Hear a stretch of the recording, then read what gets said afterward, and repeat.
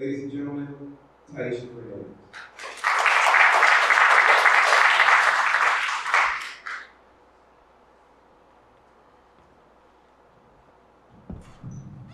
So, good afternoon.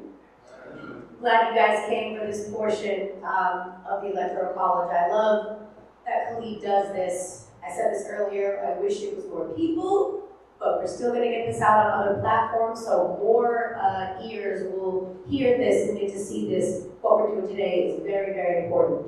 So, I want to bring the candidates up first. And so when I call your name, you can just come on up and take whatever seat you would like.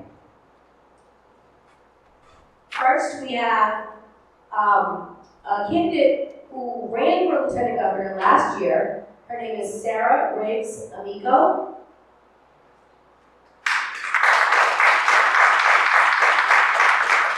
Am I saying that right? Amico? Okay, great.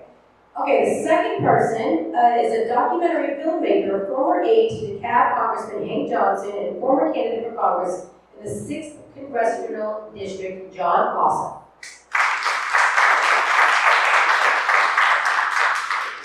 And next, we have the Vice Chair of the Democratic Party of Georgia and Mayor of the town called the most diverse square mile in America, Clarkston Mayor Ted Terry.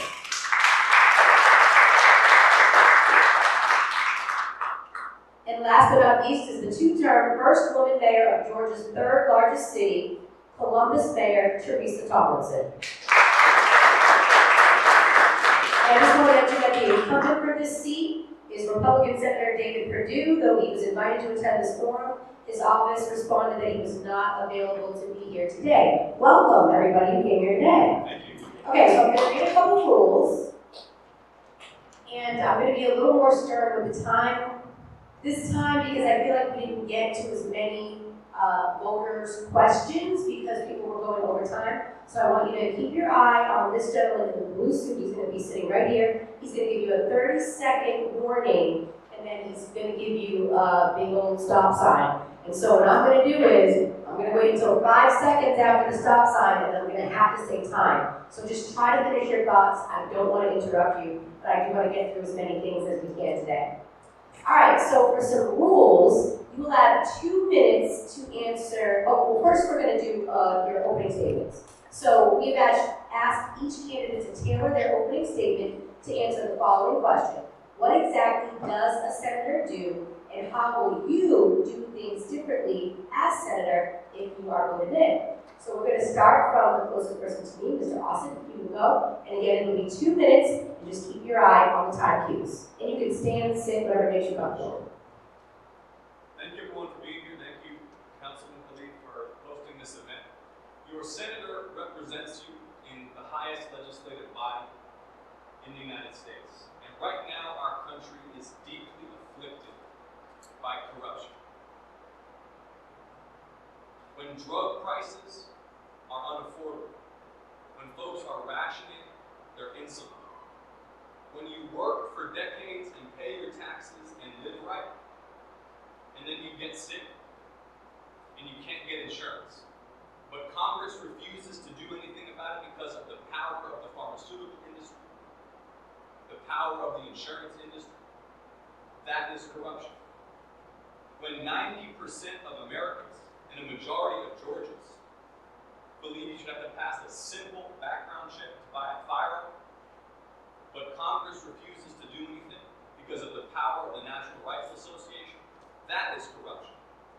When the President of the United States decides the G7 summit, a major international diplomatic event, will be held at his family hotel, that is corruption. I fight corruption for a living. For the last 7 years, I have run a media production company that under my leadership has produced investigations of war crimes committed by ISIS, high-level political and corporate abuses, human trafficking, quack doctors who kill and mutilate women. I am passionate about fighting the abuse of power. I am passionate about fighting corruption. As your senator, I will attack the corruption that is destroying our political system. I will be accountable to you. I will be accessible. I will represent you with integrity, and I'll make you proud. Thank you for having me. Thank you, Mr. Austin. Ms. Amico. Hi, thank you so much for being here today. I'm Sarah Rizzamico, and I'm honored to be in this race for the U.S. Senate. The U.S. Senate is the upper chamber in our federal legislature, so in addition to just making the laws, this is the body that is charged constitutionally with the advice and consent. So that's the advice and consent on the approval of treaties, on federal judges. So this is something that actually on ambassadors and executive appointments. It has a material impact on the way the executive branch as well impacts your family. And once upon a time, the U.S. Senate was also the grown-ups in the room. They were the people, it was a 6-year term. You had to be older to be in the United States Senate than you did to be in the House. In fact, until the 17th Amendment, senators were not even directly elected by the people. They were appointed positions. This House of the legislature was meant to be above the political fray. And what we've seen now under the Republican leadership, and specifically Majority Leader Mitch McConnell, is they're no longer the grown-ups in the room. In fact, as a mom of a 6-year-old and an 8-year-old little girl, I can tell you they're more like the bratty toddlers who refuse to do anything. That's who they are. The democratically controlled U.S. House of Representatives has passed over 400 bills since taking control of the House, the lower chamber of the federal legislature. They go to the Senate, where Mitch McConnell sets them aside. He is proud to call himself the Grim Reaper. He says he has a graveyard worth of legislative initiatives that he refuses to even vote on in the Senate. That includes things like universal background checks, pension relief, and things that will bring forth economic security for our people. So I run a trucking company by day. So I am in this to make sure this economy can work for everyone, that we're building something where no matter where you start in this country and in this state, you can still achieve your version of the American dream. And without fixing the U.S. Senate, I don't believe that's possible. Thanks so much for being here today. Thank you, Ms. Amico. Mr. Tanteri. Yes, thank you. Yes, the Senate is a policy-making body. It's a legislative responsibility. As mayor of the city of Clarkston, Georgia, the last 6 years, I not only have served as mayor, but also basically the president of the city council. I oversee every city council meeting, every policy decision, and participate in every policy decision that the city has made. So I'm proud that in the last 6 years as mayor, we have led by example and led with courage. Clarkston was the first city in Georgia to decriminalize simple marijuana possession. I'm proud that 13 other cities have followed us, including the city of South Fulton, big city of Atlanta, Athens is on its way, Augusta, Savannah, Macon, Statesboro, even a small town of Lewis, Georgia, down in South Georgia, have all copied our and followed our model ordinance on reducing mass incarceration and decriminalization efforts. Clarkston is also the only city next to the city of South Fulton that has made Election Day a holiday, effort to increase voter participation amongst our, not just our city employees, but also the entire community of Clarkston. We also raised the minimum wage to $15 an hour for our city employees. We have made commitments to 100% clean energy, and we've outlawed LGBTQ discrimination. Would it surprise you that when I was first elected 6 years ago at 30 years old, that I came into a city council that didn't want me to be mayor?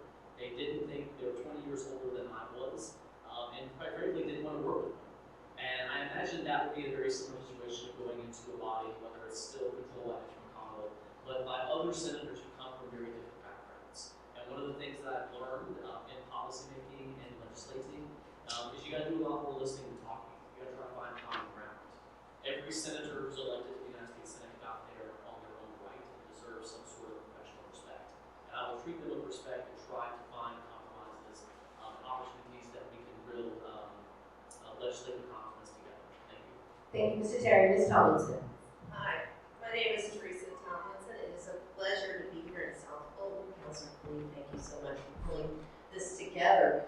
Your United States Senate is the federal legislative body that touches your life every single day, whether you know it or not. It is the one that sets forth the framework in which we live our most prosperous life. So the United States Senate passes bills and legislation that can affect whether or not we get funding for our public schools here in Georgia and how much funding we get, how we can work to eliminate the disparity in education because of what side of the city you're on, what kind of rules we must follow as a state to make sure there's not a disparity among our communities to economic prosperity. So know that the federal government, that the United States Senate, is part of the greatest civic invention mankind has ever known. That's the United States of America. And it's right now it's failing us because of who we have sent to run it. And that's why I'm running for United States Senate. I've been an attorney, practiced in the federal system, worked with the United States Senate Banking Committee to fight for people who were being cheated on their home loan mortgage interest rates. They actually were targeting individuals that they thought were particularly vulnerable and cheating them by selling them higher interest rates.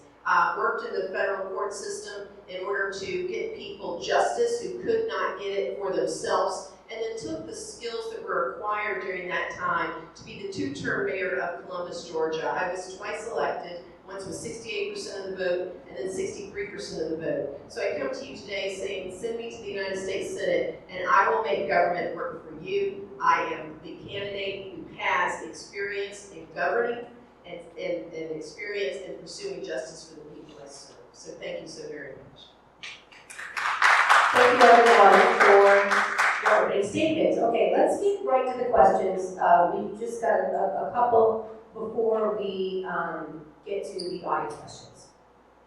I'm going to call out, these are specifically for specific people. So Ms. Amigo, you're first. It's a basic tenet of politics that no Democratic candidate can win an election without the African American, especially in Georgia, where African Americans vote at higher rates than any other group in the nation. But your 2012 support of Mitt Romney over Barack Obama and the 2018 discrimination lawsuit against your former company, Jack Cooper Transit, has roiled many African American voters. What do you want to say to voters who question your loyalty to African Americans and the Democratic Party? I believe, let me just make sure I have the right time on this. This is 90 seconds. Wow, for two pretty big questions. So yes, look, I'm not a lifelong Democrat, but I was very proud to be endorsed by President Barack Obama last year as the 2018 nominee for Lieutenant Governor. I was very proud to travel the state with Stacey Abrams, going through more than 150 counties and winning more votes for the Lieutenant Governor nomination than any Democrat in the history of this state. I am proud to be a Democrat. I'm not a lifelong Democrat, but look, in the end, there's only one party fighting for your family's economic security.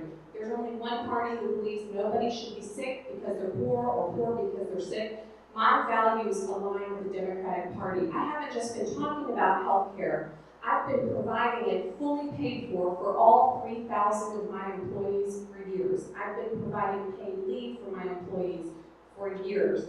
I have done a good job growing the business from 120 employees in 2008 at the beginning of the Great Recession to over 3,000 employees now. And look, we've never once, and this is important, never once in my tenure at the company have we ever been found guilty of any kind of discrimination. We've never lost an EEOC claim. We've never lost any lawsuit. There were 10 people out of the thousands and thousands I've employed in the last 16 years. There were 10 people, and they have the right to sue. If the company has done something wrong, they will have to make amends for that.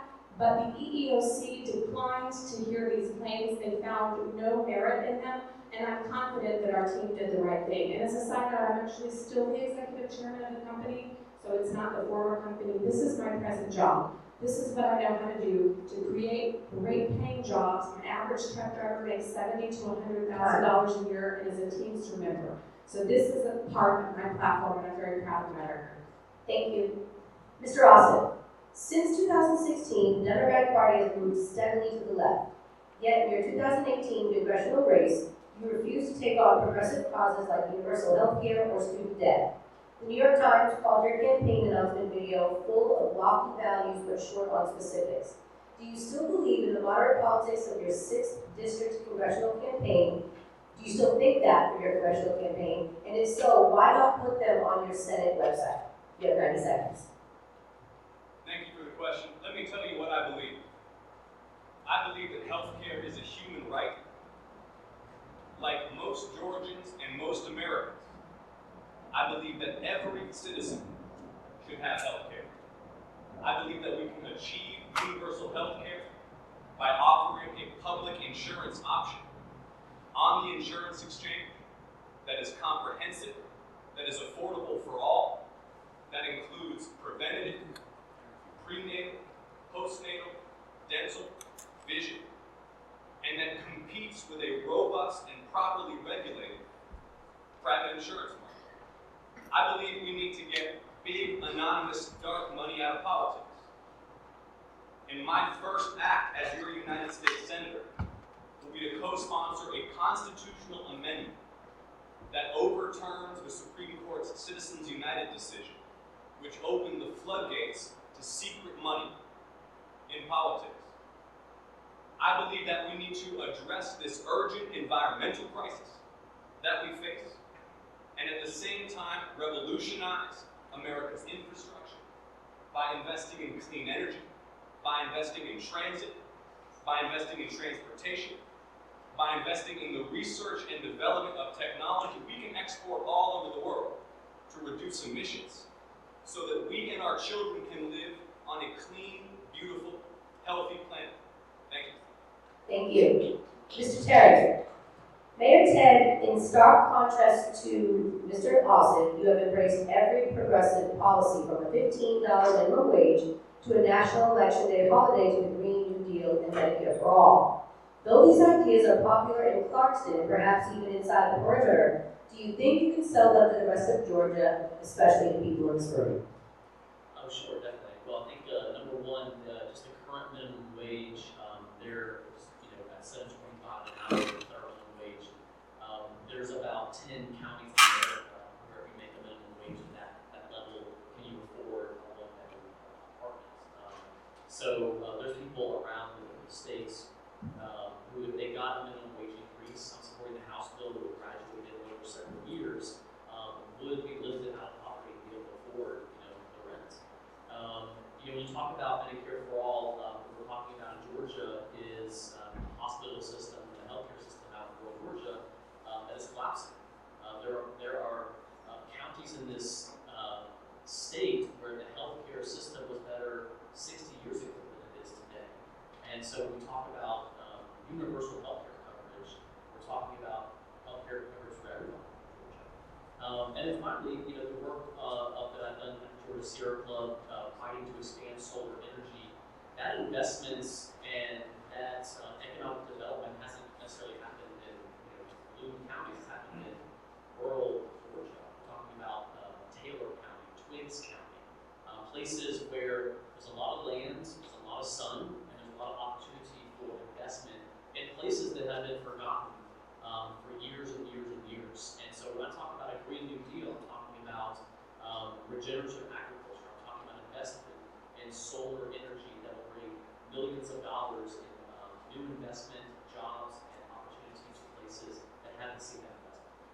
Thank you. Ms. Tomlinson, even as Republicans and Democrats come to consensus about criminal justice reform, Columbus runs the largest prison work camp in the state of Georgia. Prisoners work on the city golf course for $3 a day, which they do not receive until they're released from prison. Prisoners cleaning steers receive nothing. The Columbus NAACP has spoken out against this practice, with one pastor calling it, quote, slavery by another name. Do you still support this practice of prison labor, and how do you think it fits in with bipartisan calls for criminal justice reform? Thank you so much. This is such an issue of complete misunderstanding, and so I appreciate you giving me the opportunity. It's actually the state prison system. It is not the Columbus prison system. So the state runs the prisons, and they also have work camps throughout the state, even here in Atlanta, and Clayton and in Gwinnett County. And so the one in Columbus, the only thing I was in control of were the employees. So the first thing I did, and it was well covered in the media, so you can Google it, was I actually threw out the leadership of the work camp and transformed the work camp into a rehabilitation center with job training. So we did these following things. The individuals who were in the work camps who were providing electrical services did so with a mentor who was actually licensed. We gave them certificates through Columbus Tech. Same with the plumbers, same with those who were painters, same with those who were carpenters. Then we also provided soft skills training. We brought in GED training. The Columbus, Georgia prison had the most GEDs of any prison work camp in the state of Georgia. So we banned the box in Columbus and hired the individuals that had been in the prison system and had worked their way through this. So that is the Georgia work camp system, but in Columbus we took the jurisdiction we had to transform it into a rehabilitation center and a job training center, and I can tell you it's a model that can be replicated throughout the state and the country. I've written papers on it, and I also have it on my website under criminal justice reform. It's a way we can make our prisons ready for the 21st century. Thank you. Thank you. Okay, so we're going to mix the order up with all of these questions. Everyone's going to get a chance to answer this question. Would you support policy to cut the federal income tax for citizens earning less than $100,000? Would you cut taxes on produce and organic foods? And I think they're trying to say, would you cut taxes on female hygiene products? If that makes sense. Let's start with Mr. Terry. My understanding of grocery taxes and the other sort of sales taxes are a lot regulated at the local and state level. But yeah, sure, I think that'd be a great thing to look at. Also, why not? We have a progressive tax system in this country. It's becoming more aggressive under President Trump and Mr. McConnell. It's not surprising when millionaires and billionaires are buying our elections and funding Senate campaigns, that they're going to get all the tax cuts, while the ordinary voter gets sort of left with trillion-dollar deficits and promised to pay one bit. And so, I think it's fair to look at a progressive tax system. That means the wealthy should pay their fair share, the corporations should pay their fair share. The one maybe a little small caveat is I would repeal the Trump corporate tax cuts. However, I would want to leave a portion of them in place for smaller and medium-sized businesses. I think there's a lot of local businesses, I think of in Clarkston, that have told me, they said, we really do appreciate a lower corporate tax cut from the federal government. And they employ 10 to 15 people, up to 50 people. So that would be one area where I'd probably keep that tax cut in place. But for the largest corporations in the world, they do have higher. Ms. Nico. Yeah, right now, for the first time in American history, the 400 wealthiest billionaire families in this country pay a lower tax rate than working families by a full percentage point. That is the first time in our history that's ever happened.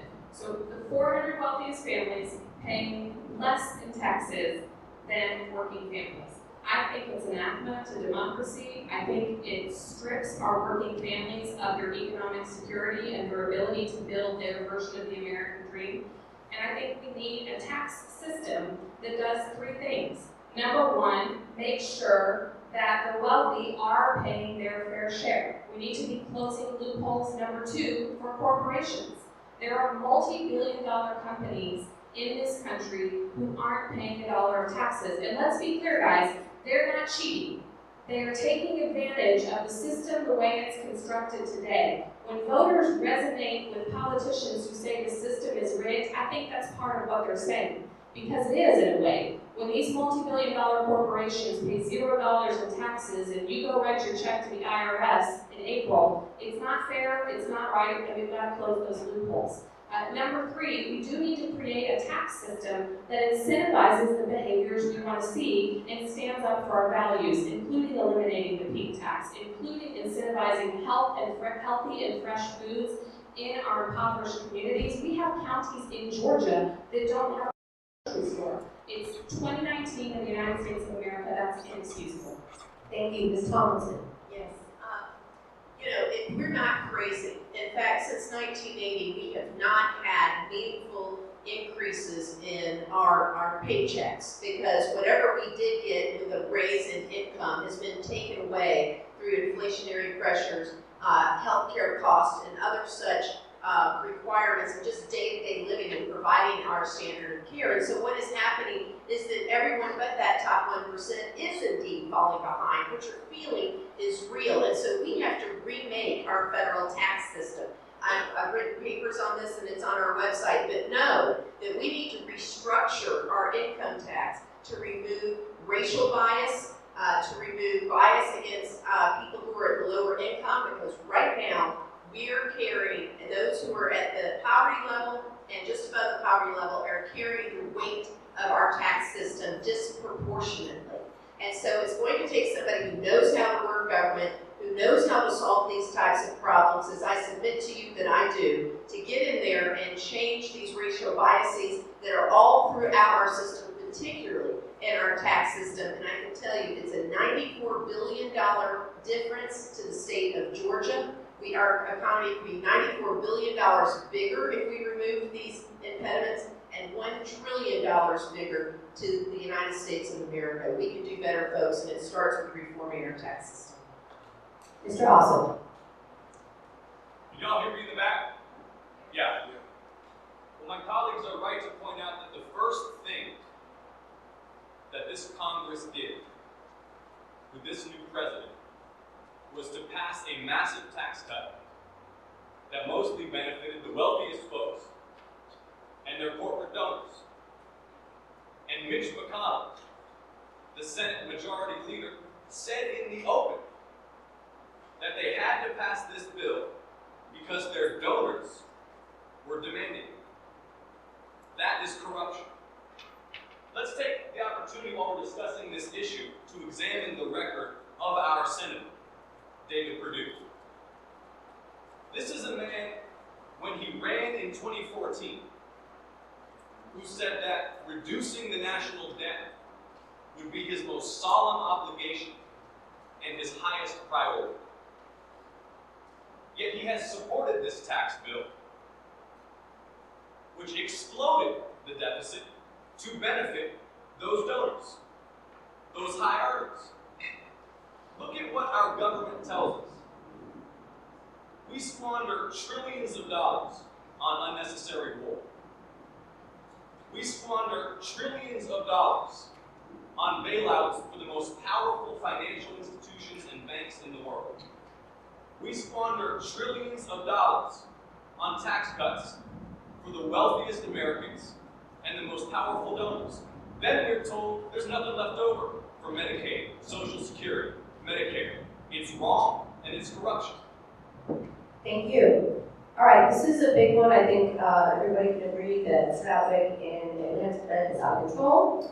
So this is a two-part question, and they don't really have to do with each other. How can we get people out of their cars and into mass transit? What will you do to try to make this problem better? And can any of you stop and run in the other Senate race? You get what that means?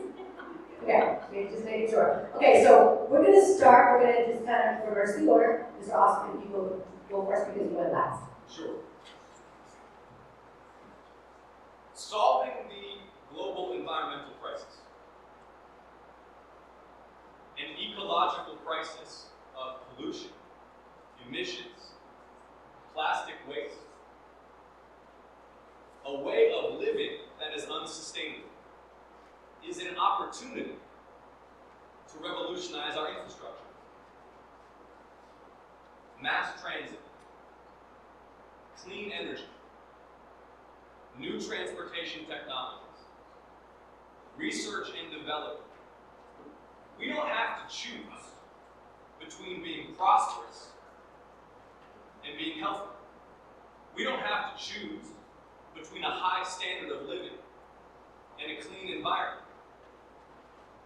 But we face a fossil fuel industry with tremendous political power that has been denying this environmental crisis for decades, that wields huge influence over our own Senator David Perdue.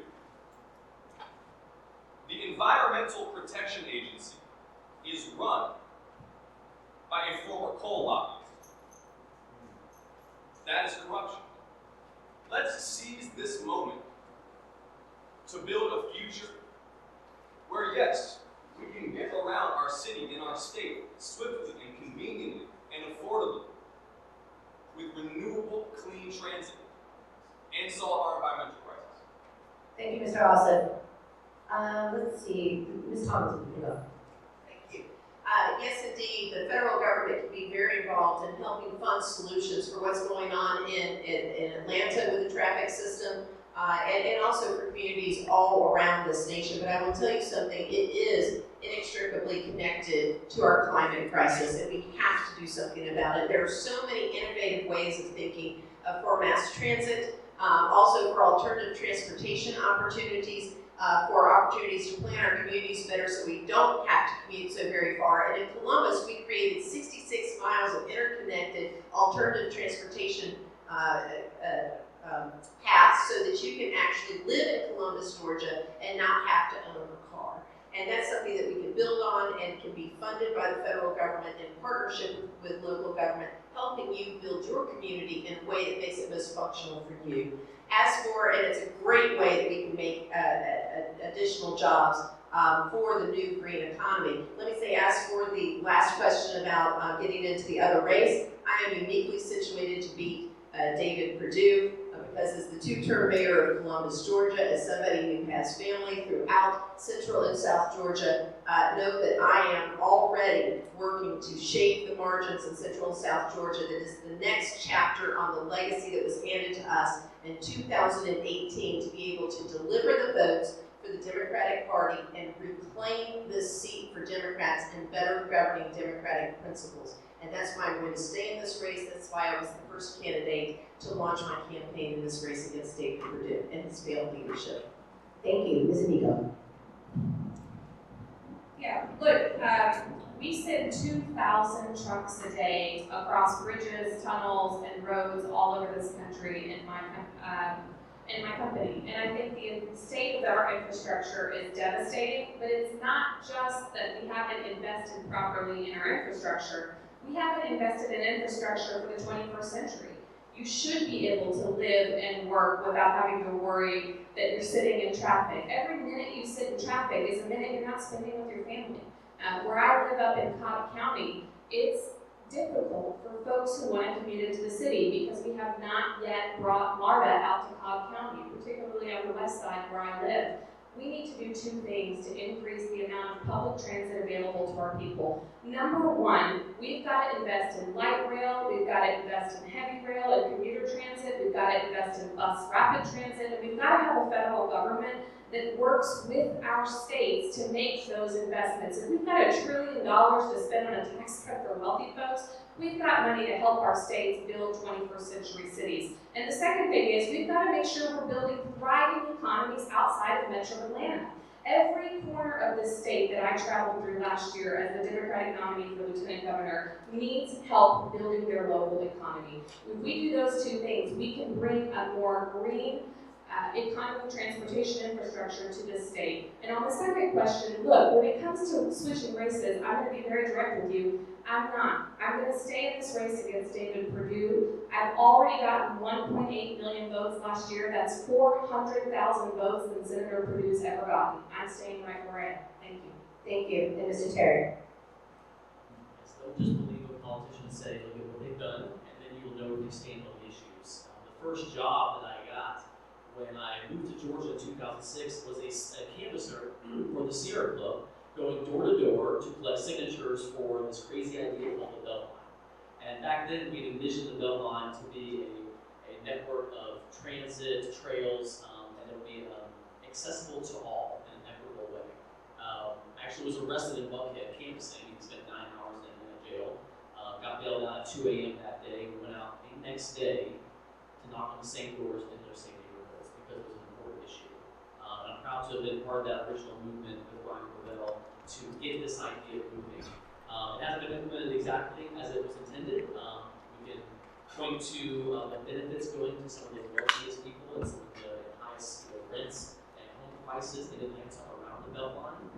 We need to utilize federal transit funding to prioritize equitable access to transit. So when a bicycle trail comes by your neighborhood or a new transit line comes to your neighborhood, gentrification doesn't follow. It needs to be accessible to all. Finally, I work as the chairperson, the executive director of the Georgia Sierra Club for the last 3 years. We've been in the front lines of fighting for MARTA expansion. We were part of the More MARTA campaign that passed the $1 penny sales tax increase in Atlanta for more MARTA transit. We've been part of a campaign to expand transit in Gwinnett County. We lost that vote, but we're going to keep pushing for it. And finally, access to transit and transportation in rural Georgia is another opportunity for rail, heavy rail, high-speed rail to connect places around the community and around Georgia that have been interstate bypasses for years. We can bring economic development through that transit funding. Thank you. And for this next, this was a hot topic earlier with the congressional candidates, and so we want to get your take on this. We're going to start with Ms. Tomlinson. Do you support reparations for African descendants of slaves, and how do you propose that they get them?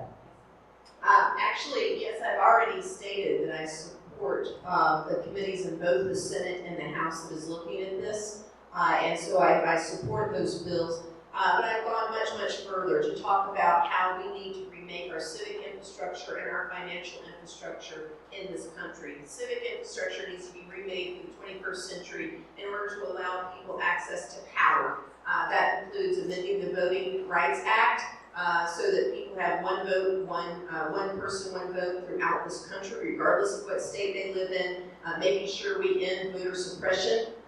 We have to address our criminal justice system so that people are not relegated to mass incarceration.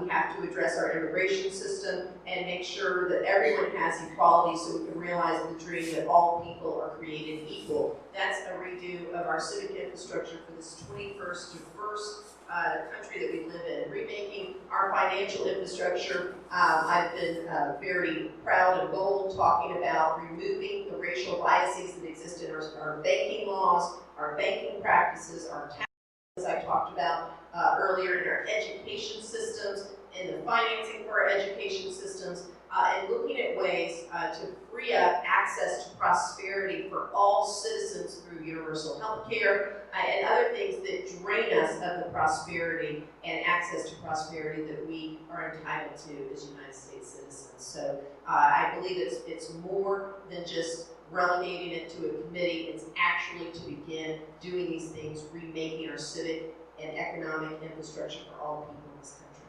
Thank you. Ms. Miko. We just passed the 400th anniversary of the first Africans who were enslaved and forced on ships away from their homelands and brought to our shores to build this country and its economy. And in the 400 years since, we have yet to make up the gap for our African American communities. That extends from everything from mortgage lending, even how you buy a car.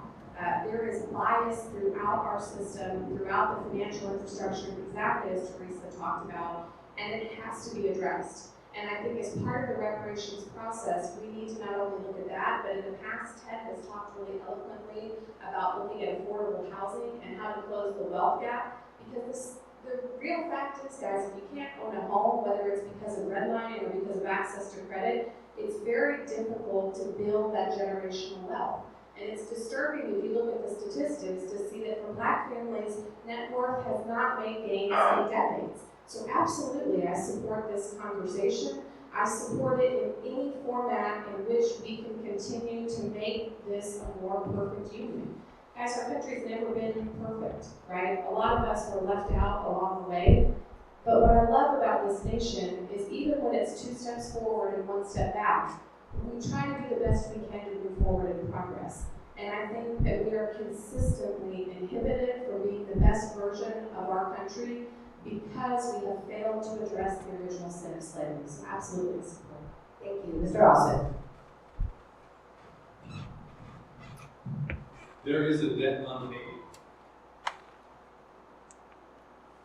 The U.S. government promised 40 acres and a mule. That was a promise. And it was never paid. And And I support Senator Cory Booker's legislation to figure out how to make it right. I think it is a very difficult question, but one that we do have to answer. And part of the legacy of slavery and segregation and Jim Crow are the enduring barriers to voting here in Georgia. I am proud in this campaign to have the endorsement of Congressman John Lewis. And 55 years ago, Congressman John Lewis had his skull fractured marching across the Edmund Pettus Bridge in Selma, Alabama, demanding the right to vote. And still, more than half a century later, we have not secured the right to vote. Hundreds of thousands of people have been purged from the rolls. Ballots have been thrown out. Applications for registration have been denied. It is unacceptable. Brian Kemp should be ashamed of himself. And we have an obligation to stop. Thank you. Mr. Terry. Yes, great question. Equity and justice for all, equity and justice for all, equity and justice for all moving forward. Okay. The question of reparations, I think, gets more to the heart of the question of restitution. And what we're talking about when we talk about reparations is the federal government, the state government, local governments have a proven track record of discriminating against Black Americans. And you can take a visit to the Lynching Museum in Birmingham, Alabama, and see the history of Jim Crow and the reign of terror that existed after the Civil War up until the 1960s, and even in some cases today. We know that after World War II, access to home ownership for white families was readily available while Black families were forced to live near pollution zones, industrial sites, coal ash ponds. And we know that the war on drugs has put a whole generation of mostly Black Americans into the criminal justice system with a record. And so we talk about reparations, when we talk about restitution, we're talking about making amends for that. And so, yes, I support the study committee. Be wary though when a politician says we want to study something. It means we're going to talk about it later. I want to talk about it right now. So The Color of Law is a great book that informs my decision on a National Fair Share Housing Act that would provide restitution to people who were discriminated against by the government.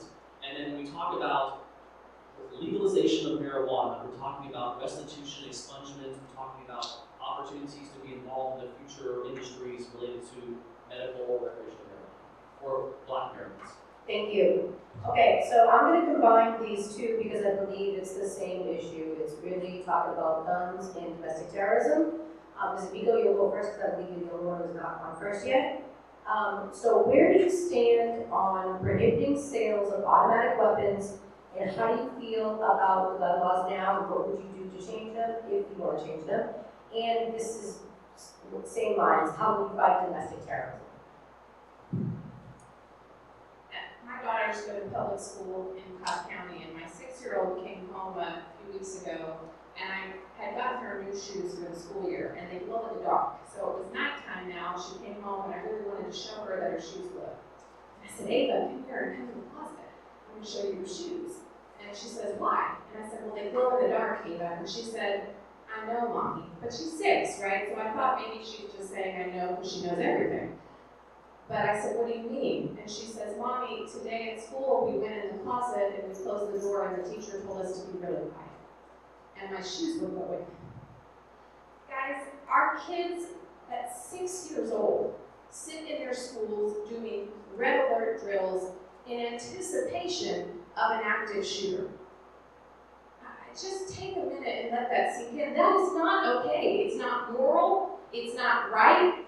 How are we supposed to let our kids focus on realizing their God-given potential if they're worried about a terrorist coming in and shooting, whether that's an American or whether it's foreign influence? Guys, we've got to do something about America's gun violence epidemic. And it's not just mass shootings, it's not just school shootings, it's gun violence on our street, but absolutely, I support getting rid of weapons of war in the hands of civilians, getting rid of munitions that are designed to tear your insides up so much so that on a battlefield, you can't get up and fight back against our soldiers. Civilians don't need those weapons, guys. I got nothing against shooting. I grew up in those Ozarks. We know how to shoot. But this is inexcusable what's happening, and we have got to get rid of the scourge of mass gun violence in this country. Thank you. Mr. Alston. Yes, semi-automatic rifles derived from modern military technology should not be available to the general public. Absent some high qualifications and specific need, there is no reason those guns should be sold in this country. We also have to bear in mind that a lot of gun violence involves handguns. We talk a lot about rifles. You can do a lot of damage with a semi-automatic handgun. In fact, most gun violence in this country involves handguns.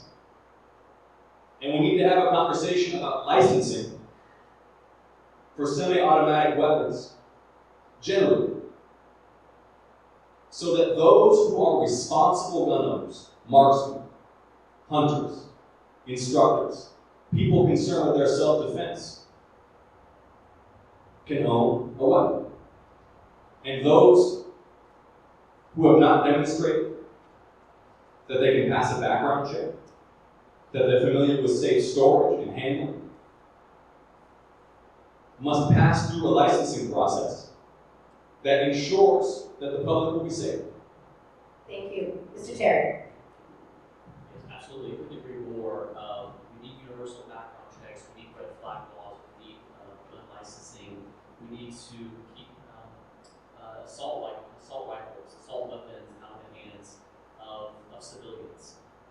We know that there's a significant portion of what they call crime guns that can be traced back to bad apple gun dealers. And so there are measures that, whether through the Department of Justice or through legislation, that gun dealers, bad apple gun dealers, this is a small percentage of them, actually would be forced to lose their license and go out of business.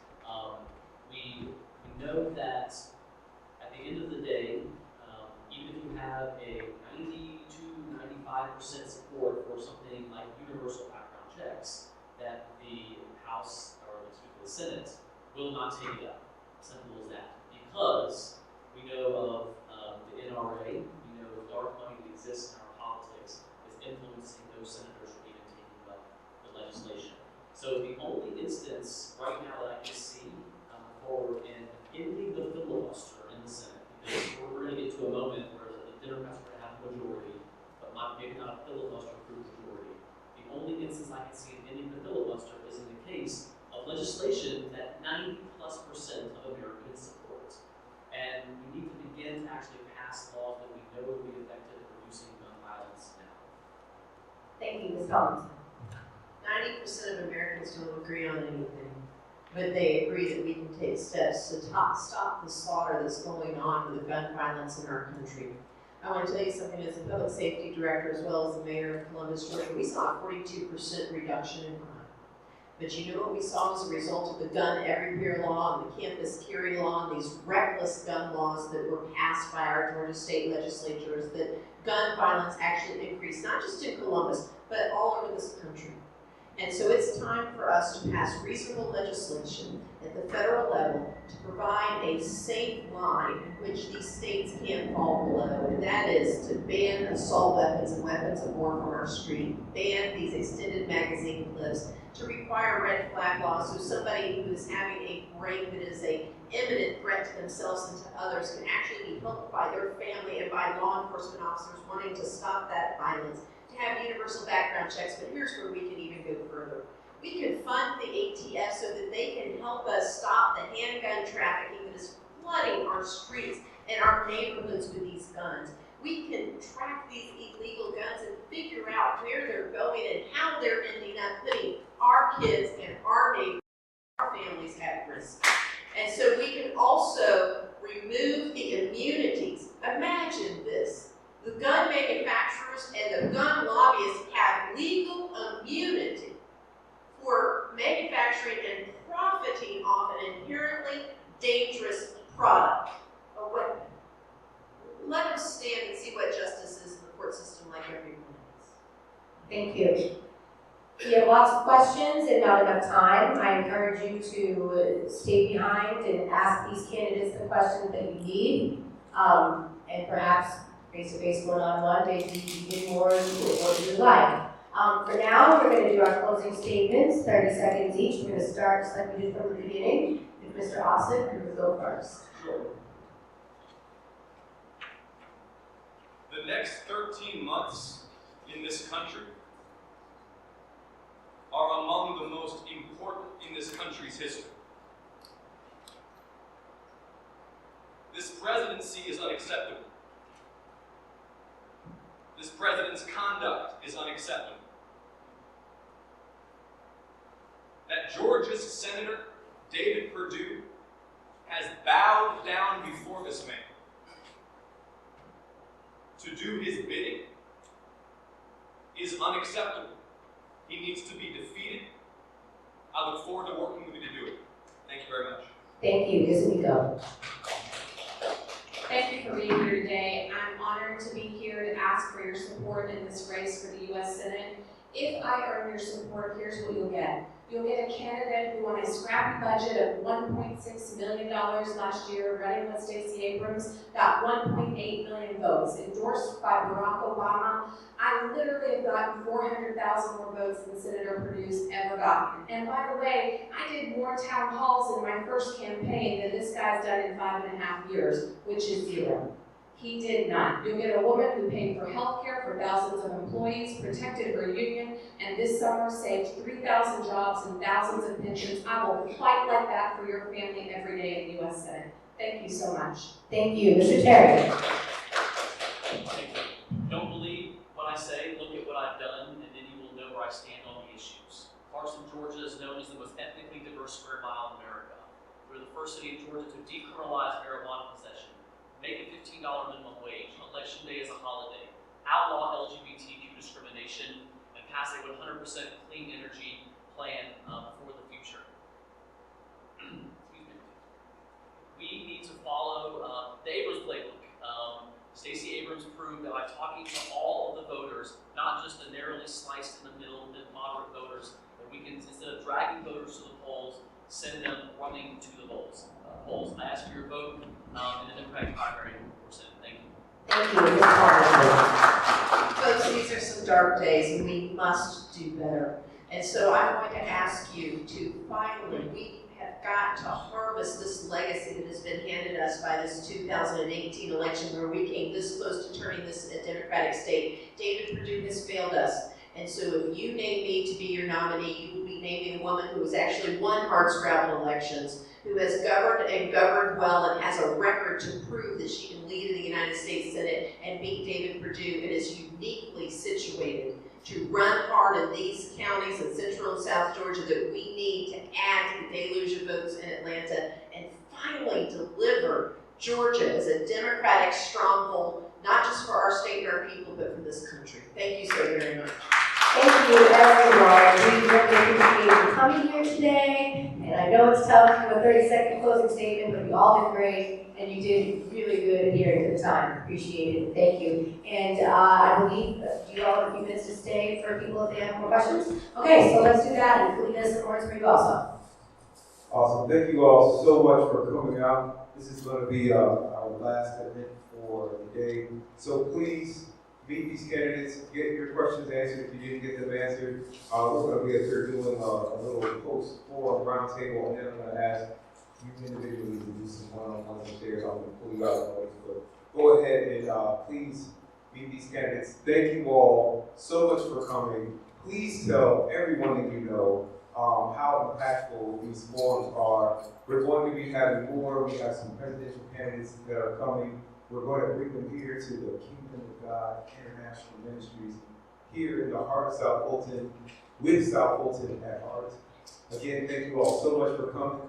South Fulton forever.